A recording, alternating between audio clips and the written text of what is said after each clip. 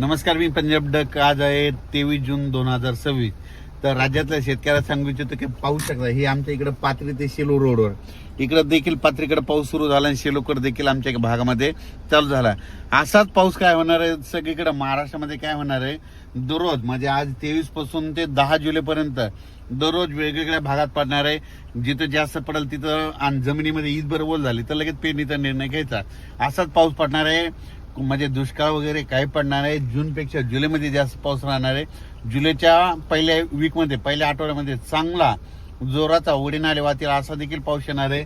आणि ह्या 8 दिवसांमध्ये आज 23 पासून ते 30 तारखेपर्यंत, 23 जून ते 30 जूनच्या दरम्यान ह्या 8 दिवसात देखील दररोज वेगवेगळ्या भागात, वेगवेगळ्या तालुक्यात, वेगवेगळ्या जिल्ह्यात असा पाऊस पडत जाणार आहे. सर्व शेतकऱ्याची पेरणीयोग्य पाऊस राहणार आहे. म्हणून हा अंदाज सर्व शेतकऱ्यांनी लक्षात घ्यायचा. शेतकऱ्याला सांगू इच्छितो की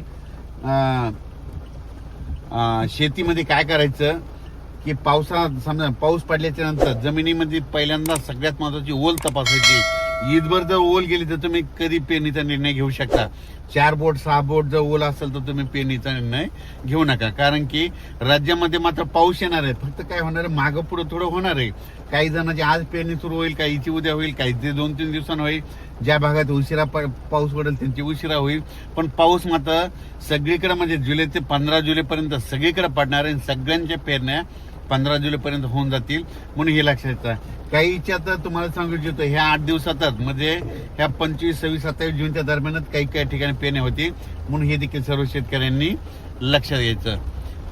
जवळपास यवतमाळ जिल्हा म्हणजे आता त्यांची मेसेज झाली. यवतमाळकडे पाऊस झाला, इकडे कन्नडकडे झाला, देवळाना झाला, इकडे पाथरीकडे चालू आहे, तिकडे बीड जिल्ह्यात बऱ्याच ठिकाणी झाला, अहिल्यानगरकडे झाला, जुन्नर सिन्नर तिकडे झाला, कोकणात देखील चालू झाला, घाटमाथ्यावर देखील सुरू आहे. म्हणजे जवळपास सगळीकडे पाऊस सुरू आहे. आता संध्याकाळपर्यंत सगळे मेसेज येतील, त्याचा तुम्हाला रिपोर्ट दिला येईल. पण राज्यात मात्र चांगला पाऊस मान्सूनचा सुरू झालाय म्हणून हा अंदाज लक्षात. शेतकऱ्यांना परत विनंती, दुष्काळ वगैरे काही पडणार नाही.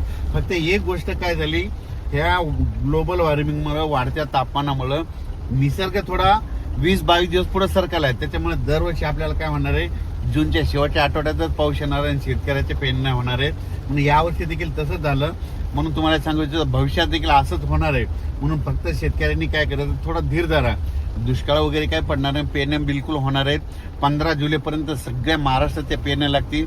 म्हणून हे देखील सर्व शेतकऱ्यांनी लक्षात घ्यायचं. अचानक वातावरण बदल झालं तर परत एक मेसेज दिला जाईल. धन्यवाद. हे पाहू शका, आताच मेसेज आलेले आहेत.